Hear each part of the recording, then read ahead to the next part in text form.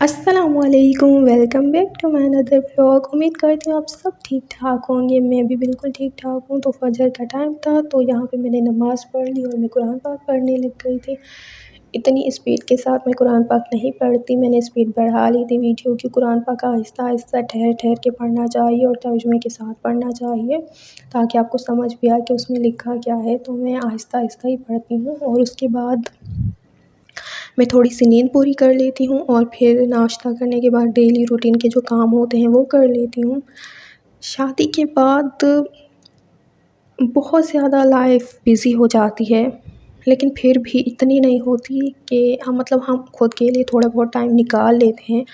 लेकिन बच्चा होने के बाद तो बस सारी हमारा जो है जितना भी टाइमिंग होती है कुछ भी सब कुछ बच्चे में चला जाता है। रोज़ के बच्चों के कपड़े धोना, अगर एक दिन भी ना धोना तो इतने बार लग जाते हैं। दिन में 3-4 सूट तो उनको चेंज करने होते हैं और फिर उनको खाना खिलाना, उनकी देखभाल करना, घर देखना, इन सब में हम खुद को भूल जाते हैं। और जिनके पास उनका बच्चा सँभालने के लिए लोग होते हैं तो उनको तो चलो टाइम मिल जाता है, मुझे भी मिल जाता है अल्हम्दुलिल्लाह। मेरे पास सँभालने के लिए बहुत लोग हैं, मेरी हेल्प करने के लिए, तो मेरे पास टाइम निकल जाता है। लेकिन मैं खुद पे बिल्कुल भी तवज्जो नहीं देती हूँ। मैं अगर मेरे पास टाइम निकलता है तो मैं ड्रामे वग़ैरह देख लेती हूँ, मोबाइल यूज़ कर लेती हूँ। मेरे पास तो बहुत टाइम होता है, लेकिन मैं खुद की सेल्फ़ ग्रूमिंग नहीं करती। मैं बस इधर-उधर के काम-काज कर लेती हूँ। लेकिन मैं सोचती हूँ कि जिनके पास जो अकेले रह रहे होते हैं, वो किस तरह मैनेज करते होंगे। खुद को भी देखना हो, बच्चे को भी देखना हो, घर, हस्बैंड, ये सब कुछ वो पता नहीं कैसे मैनेज करते होंगे जो बिल्कुल अकेले अकेले रहते हैं।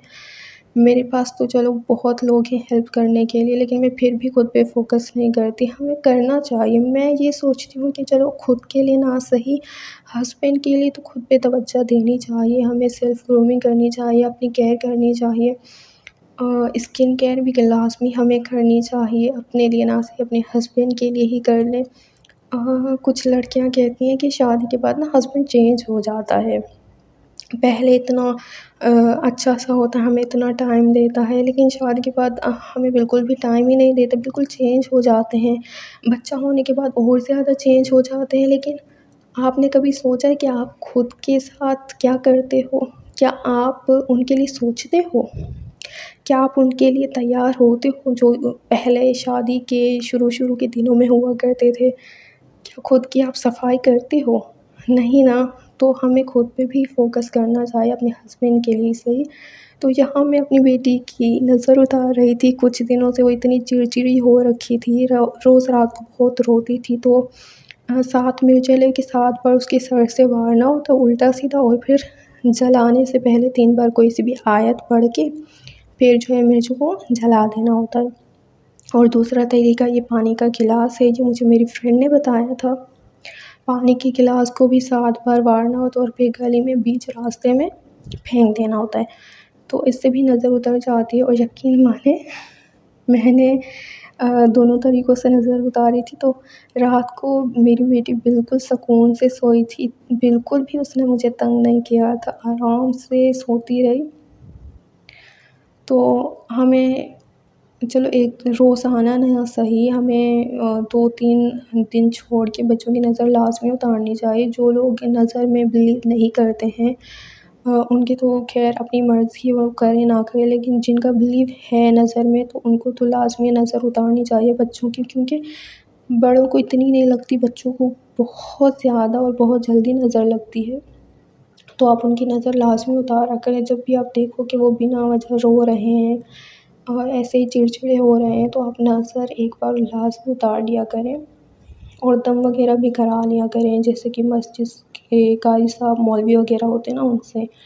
तो इस वक़्त रात के 9 बज रहे थे और मैंने जो है इशा की नमाज़ पढ़ ली थी और मैं इशा की नमाज़ पढ़ के फिर घर चली जाती हूँ, क्योंकि वहाँ पे कोई नहीं होता ना मेरी बेटी को सँभालने के लिए। जहाँ अम्मी के घर पे सब होते हैं, उसे सँभाल लेते हैं, तो मैं नमाज़ पढ़ लेती हूँ।